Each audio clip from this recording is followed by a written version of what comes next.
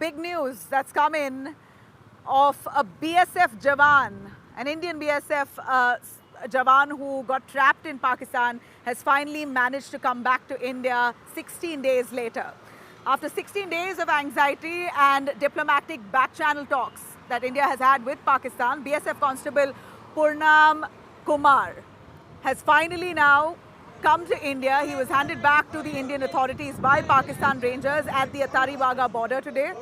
The handover took place at around 10:30 a.m. at the joint checkpost in Attari. Was conducted quite peacefully and all in line with established protocols.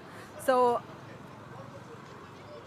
the BSF Constable Purnam Kumar Shaw, who's a BSF Jawan of the 182 Battalion, a native of West Bengal, had inadvertently crossed the international border on April 23rd while on duty near the Ferozpur sector in Punjab. In fact, we hear that he loitered into the Pakistan's side of the border because he wanted to take shade, and this happened right a day after the Pahalgam massacre.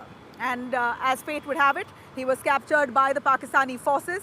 In fact, he was very much in uniform at that point. He was carrying his service rifle when he reportedly walked into Pakistan's territory seeking some rest at that point. He of course, faltered.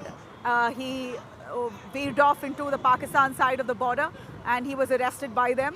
Now, the BSF Jawan is said to have been in Pakistan custody for the last 16 days. We are yet to establish how he was treated. But that said, he's been handed over promptly to India after multiple back-channel talks and diplomacy. In fact, we hear that he's currently going through some medical checks. His detention came just a day after the Pahalgam massacre took place.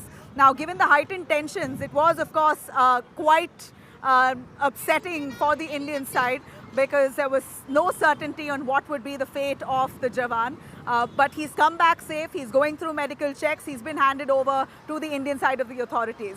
Flag meetings were also held now to address Shaw's return. In fact, this was a peaceful repatriation, as we are told, and certainly marks a big diplomatic success amidst the strained ties that India has with Pakistan at the moment.